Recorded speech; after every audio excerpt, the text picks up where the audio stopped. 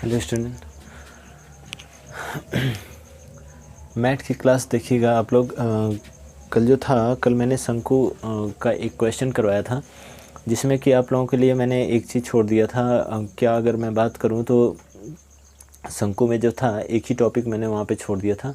Topic क्या था वो, मतलब आपको उसमें तिर्यक लंबाई निकालना, तिर्यक ऊंचाई, अगर मैं बात करूं तो तिर्यक ऊंचाई, शंकु की तिर्यक ऊंचाई निकालना छोड़ दिया था।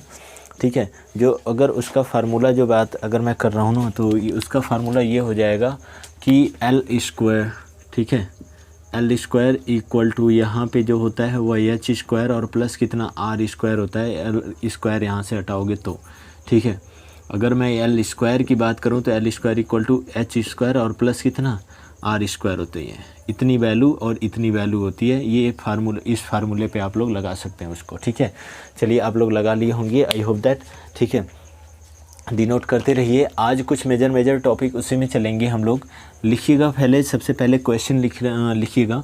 मैं जो सबसे पहले चलूँगा ना वो बीजगणितीय निरूपण पे चलते हैं। ठीक है ना, बीजगणितीय निरूपण का मतलब क्या होता है कि जैसे अगर मैं पहला क्वेश्चन लूँ तो पहला क्वेश्चन कुछ इस प्रकार से है कि x square plus 2x plus 2x plus 3 plus 2x plus 3 में, अगर मैं बात करूं में x प्लस 3 से गुणा कीजिए, गुणा कीजिए। ठीक है, गुणा कीजिए। तो यहाँ पे जो अगर इसकी बात है ना, तो सिंपल सी बात है। एक मैं फंडा यहाँ पे अप्लाई करता हूँ। मैटर क्या हो जाएगा कि अगर इसका मैं सोल्यूशन निकालूँ ना, सोल्यूशन निकालूँ, ठीक है, तो क्या हो जाएगा यहाँ पे सोल्यूशन, एक्स स्क्वायर प्लस कितना 2x प्लस कितना 3, यहाँ पे कितना हो जाएगा x प्लस कितना 3 हो जाएगा। ठीक है, इस एक्स स्क्वायर में x का मल्टीप्लाई क्या हो जाएगा, x क्यूब हो जाएगा। इस एक्स स्क्वायर में 3 का मल्टीप्लाई कितना हो जाएगा, 3x स्क्वायर हो जाएगा। लेकिन अब इसका भी एक बार इसका इन दोनों में और फिर एक बार इसका इन दोनों में, तो 2x का मल्टीप्लाई x में जब करेंगे तो 2x स्क्वायर हो जाएगा। और प्लस यहाँ पे 2 3 जा कितना हो जाएगा, तो 2 3 जा 6x हो जाएगा। ठीक है, प्लस 3x हो जाएगा यहाँ पे, और प्लस 3 3 जा कितना हो जाएगा, 9 हो जाएगा। मतलब 3 में x का 3x हो गया, 3 में 3 का 3 3 जा 9 हो गया। यहाँ पे जो मैं बात करूँ तो x क्यूब प्लस कितना 3 और 2 कितना 5x स्क्वायर और प्लस कितना हो जाएगा 6 और 3 कितना 9x और प्लस कितना 9। ये आपका रहा आंसर। ठीक है, एक क्वेश्चन और आ जाता है यहाँ पे, एक क्वेश्चन और आ जाता है। क्वेश्चन को आप लोग डिनोट करते रहिएगा। नंबर दूसरा, अगर मैं क्वेश्चन यहाँ पे राइट करूँ तो ये क्वेश्चन इस प्रकार से 3x के पावर क्यूब प्लस यहाँ पे 2x स्क्वायर प्लस 5x, ठीक है ना, 5x में x से भाग देने पर ऐसे भाग दीजिए। तो यहाँ पे 2 रूल अप्लाई कर सकते हो। सबसे पहला रूल ये रहा कि इस चीज़ को, इसका अगर मैं लिखूँ तो सॉल्यूशन में आ क्या जाएगा, यहाँ पे एक बात देख लो। ठीक है ना, एक्स क्यूब है, एक्स क्यूब राइट कर लो, 2x स्क्वायर है राइट कर लो, प्लस 5x है 5x राइट कर लो। x की वैल्यू जो है ना यहाँ पे डिवाइड हम जब करेंगे तो ये तो बटे में ही आएगा।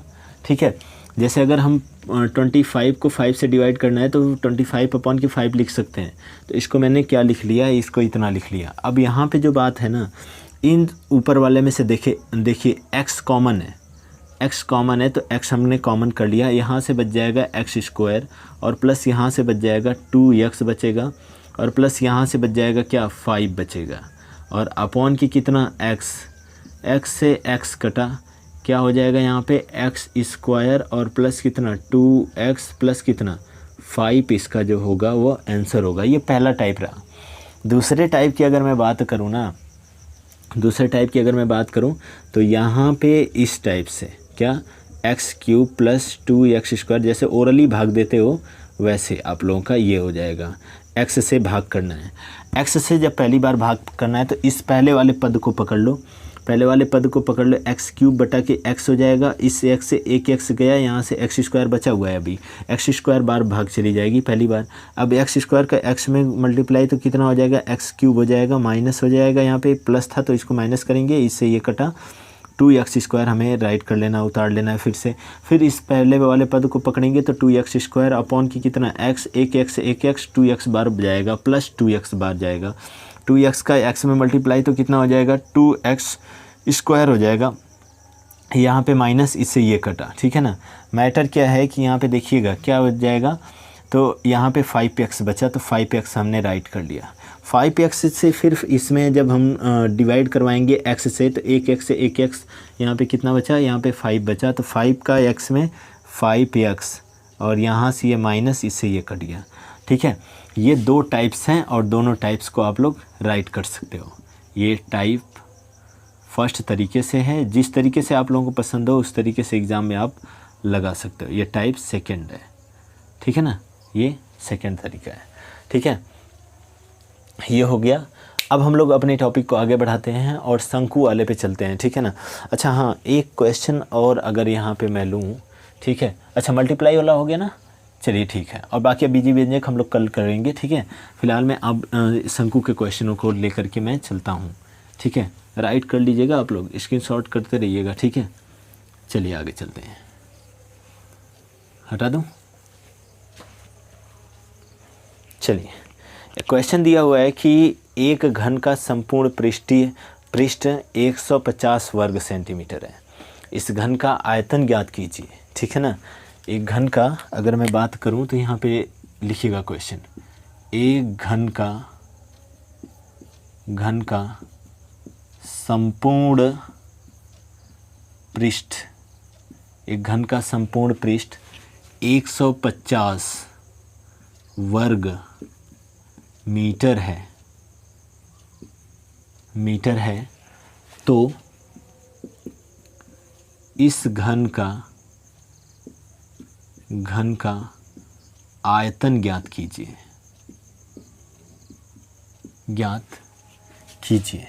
लगाइए इसको आप लोग, ठीक है।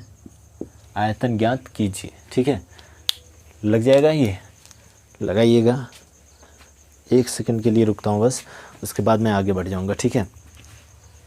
चलिए, ये क्वेश्चन नंबर कौन सा है, तो क्वेश्चन नंबर आपका 3 है, ठीक है ना। देखिए, एक घन का संपूर्ण पृष्ठीय क्षेत्रफल क्या है, एक घन का संपूर्ण पृष्ठीय क्षेत्रफल 150 है। तो सबसे पहली चीज़ है, इसमें हम लोगों को पता ही नहीं है कि घन का एक जो भुजा है वह कितनी सेंटीमीटर है, ठीक है ना, या कितने वर्ग मीटर, कितने सेंटीमीटर के बराबर है, ठीक है, या कितने मीटर के बराबर है, हमें ये भी पता नहीं है। तो इसमें हम लोग लिखेंगे कि हम मान लेते हैं, ठीक है। यहाँ पे देखिए सबसे पहली चीज़ ना कि वहाँ पे भुजा ही मान लो, माना भुजा ए है, ठीक है। उसके बाद अगर मैं बात करूं कि संपूर्ण पृष्ठीय क्षेत्रफल, तो ये क्या होता है, संपूर्ण पृष्ठीय क्षेत्रफल क्या हो जाएगा, 6a² होता है। और 6a² देखिए, संपूर्ण पृष्ठीय क्षेत्रफल जो है 150 वर्ग मीटर दिया हुआ है, 150 वर्ग मीटर दिया हुआ है, तो हम लोग लगा लेते हैं, ठीक है। चलिए आगे चलते हैं।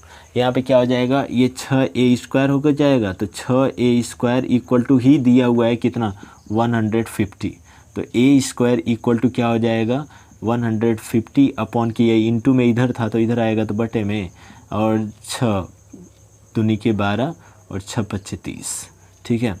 a² इक्वल टू कितना, 25 हो जाएगा। a जब इधर से वर्ग हटाऊंगा तो इधर जा कर के रूट हो जाएगा, रूट में 25, ये 25 जब निकालूंगा तो यहाँ पे कितना, a की वैल्यू आ गई 5। अब इसका आयतन ही तो निकालना है, तो हम जानते हैं कि आयतन क्या होता है घन का, तो घन का आयतन a³ होता है। a³ जो होता है वो क्या हो जाएगा, तो 5 का क्यूब होता है, तो 5 पचे 25 पचे 125, ये हो जाएगा आंसर। क्लियर है ना, इसको नोट कर लो या स्क्रीनशॉट कर लो, इसके बाद आगे चलते हैं, ठीक है। अब गोले की बात कर लेते हैं, ठीक है, गोले की बात कर लेते हैं और गोले की आयतन की बात कर लेते हैं, ठीक है ना। हमने शंकु देखा और गोले, अब गोले की बात कर लेते हैं, ठीक है। ये थोड़ी सी वीडियो छोटी ही होगी, ठीक है, उतनी भी छोटी नहीं होगी। अभी एक दो तीन क्वेश्चन हम लोग अटेंड कर लेंगे, ठीक है। चलिए, हो गया होगा। अब तो यहाँ पे हटा देता हूँ इसको मैं, ठीक है। लिखिएगा, एक क्वेश्चन लिखिएगा।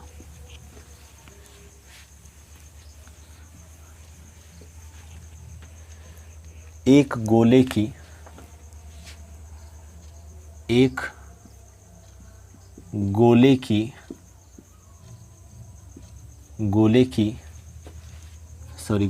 का ऐसे लिख लेते हैं। एक गोले का व्यास 4 सेंटीमीटर है, 4 सेंटीमीटर है, तो उस गोले का आयतन ज्ञात कीजिए। आयतन ज्ञात कीजिए, तो उस गोले का आयतन ज्ञात कीजिए। यहाँ पे क्या हो जाएगा, एक गोले का व्यास 4 सेंटीमीटर है, तो उस गोले का क्या ज्ञात कीजिए, आयतन, ठीक है ना। ये क्वेश्चन नंबर आपका 4 है, ठीक है। और देखिएगा यहाँ पे, दरअसल गोले का आयतन का फार्मूला अगर मैं बात करूँ तो गोले का आयतन का फार्मूला क्या हो जाता है, 4/3 पाई आर क्यूब होता है, ठीक है ना। ये आयतन, इसके मैं बात करूँ आयतन, तो आयतन क्या हो जाता है, 4/3 पाई आर क्यूब होता है, ठीक है ना। पाई आर क्यूब होता है, क्लियर है। अब मैं अगर आगे बात करूँ तो यहाँ पे ज़रा बताइएगा कि ये व्यास दिया हुआ है, तो गोले का यहाँ पे दिया हुआ है, गोले का व्यास, ठीक है, व्यास बराबर कितना, 4 सेंटीमीटर है। हाई गोला है, ठीक है, ये गोला है, ठीक है। अगर मैं ऐसे बात करूं,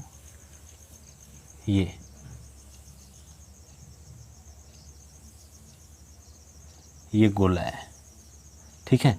यहाँ से यहाँ तक का ये कितना दिया हुआ है, तो 4 सेंटीमीटर दिया है व्यास पूरा का पूरा, ठीक है। अगर मैं इसकी त्रिज्या निकालूं तो त्रिज्या, गोले की त्रिज्या कितनी हो जाएगी, तो 4/2, व्यास की आधी, 2 दूनी के 4, 2 सेंटीमीटर, ठीक है। अब यहाँ पे मैं आगे बात कर लेता हूँ कि इसका आयतन क्या हो जाएगा। तो गोले का आयतन का फार्मूला मैंने ये ऑलरेडी लिख चुका हूँ, ठीक है। और इसको सॉल्व आउट कर लेते हैं, तो क्या हो जाएगा, आयतन बराबर, यानी V फॉर वॉल्यूम या आयतन आप लोग लिख लीजिएगा, आयतन बराबर 4/3 पाई आर की वैल्यू 2 दिया हुआ है, गुणे 2 का कितना हो जाएगा, क्यूब हो जाएगा। V = 4/3 पाई इंटू 2 दूनी की 4 दूनी के 8, 8 चौक के 32 हो जाता है, तो V = कितना हो जाएगा, 32/3 पाई, ठीक है। इसके बाद आप लोग आगे भी बढ़ सकते हैं, ऐसा नहीं है कि यहीं तक छोड़ दो, ठीक है ना। यहाँ पे आप लोग या तो पाई का मान रख लो 22 के साथ, या तो आप आगे यहाँ पे क्या कर लो, इसको काट लो, ठीक है।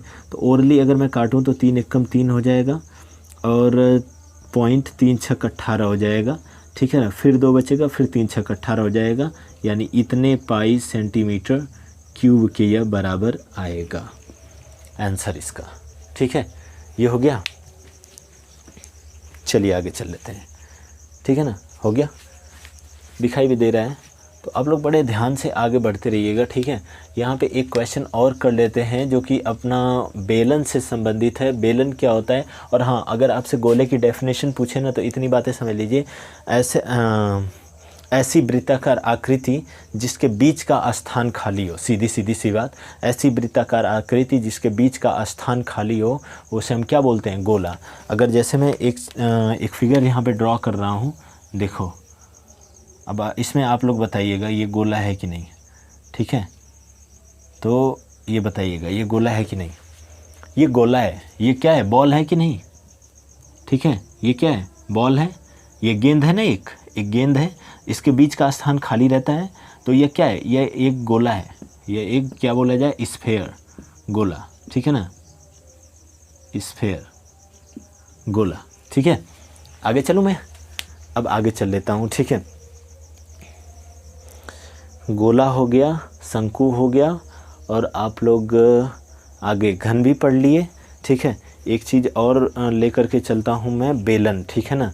बेलन में सबसे पहले देख लेते हैं, ठीक है ना।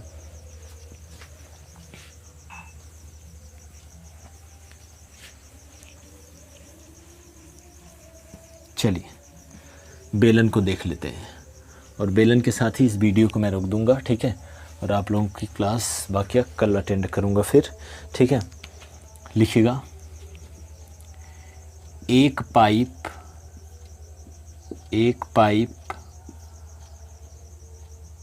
के ऊपरी भाग का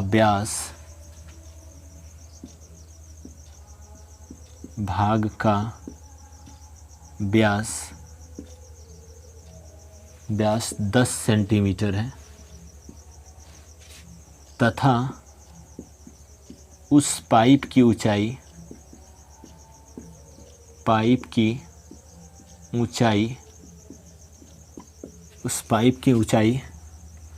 2 सेंटीमीटर है, सॉरी उस पाइप की ऊंचाई 14 सेंटीमीटर है, तो 14 सेंटीमीटर है, तो उस पाइप का आयतन ज्ञात कीजिए। उस पाइप का, ऐसे लिख लेते हैं, उस बेलनाकार पाइप का आयतन ज्ञात कीजिए।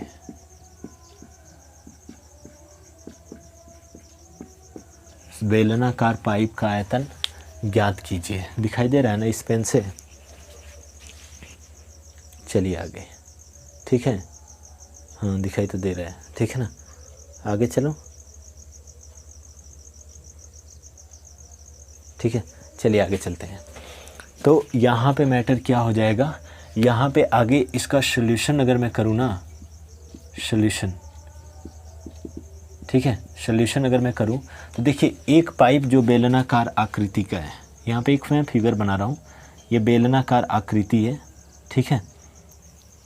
ये बेलन है, जो पाइप है उसकी ऊंचाई ऑलरेडी कितनी दी हुई है, यहाँ पे 14 सेंटीमीटर दिया हुआ है।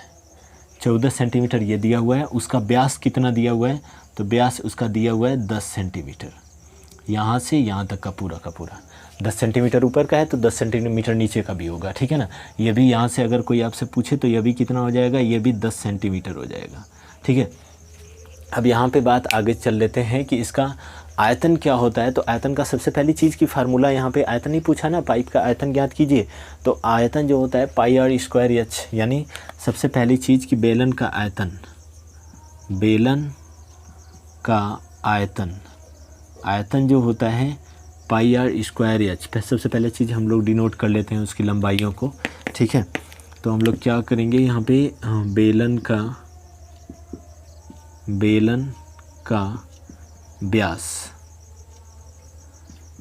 का व्यास बराबर कितना, 10 सेंटीमीटर, ठीक है। तो त्रिज्या कितनी हो जाएगी, 10/2 बराबर कितना, 5 सेंटीमीटर, ठीक है।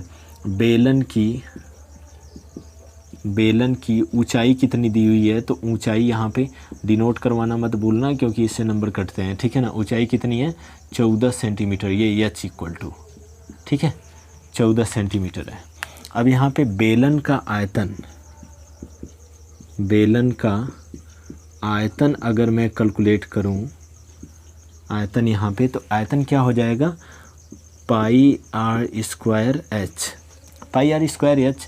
यहाँ पे देखिए h की वैल्यू हमें पता है, h बराबर कितना, यही तो है h, ठीक है। h बराबर कितना, 14 सेंटीमीटर, और r बराबर यहाँ पे ऑलरेडी दिया हुआ है, तो हम लिख लेंगे यहाँ पे 22/7 पाई का मान, और r की वैल्यू, तो r का मान यहाँ पे 5 का स्क्वायर गुणे h की वैल्यू, तो h आपका 14 हो जाएगा, ठीक है ना। 22/7 हो जाएगा, गुणे 5 गुणे कितना 5 और गुणे कितना 14, 7 दूनी के 14 हो जाएगा, और 22 दूना के 44 हो जाएगा, गुणे 5 बचे के 25 हो जाएगा। 25 में 44 का गुणा कर लेते हैं, तो 25 चौका 100 को 0, 10 कैरी फॉरवर्ड कर लेंगे, 25 चौका 100, 110, ठीक है ना। यानी कितना हो जाएगा, यहाँ 1100 सेंटीमीटर क्यूब आ जाएगा। पूरा सेंटीमीटर में है ना, 1100 सेंटीमीटर क्यूब आ जाएगा। तो देखते रहिएगा आप लोग, और स्क्रीनशॉट करते रहिए, और आप लोग पढ़ते रहिए, और इसको इस वीडियो को जितना ज़्यादा से ज़्यादा हो सके शेयर करते रहिए, ठीक है ना। इस क्लास को मैं यहीं पे रोकता हूँ, फिर हम लोग कल देखेंगे क्योंकि ऑलरेडी रात बहुत ज़्यादा हो चुकी है, ठीक है। तो मैटर यहाँ पे इस क्लास को मैं यहीं रोक रहा हूँ और फिर से आप लोगों की क्लास के लिए मैं कल कंटिन्यू मिलूँगा इसी टाइम पे, ठीक है ना। So good night.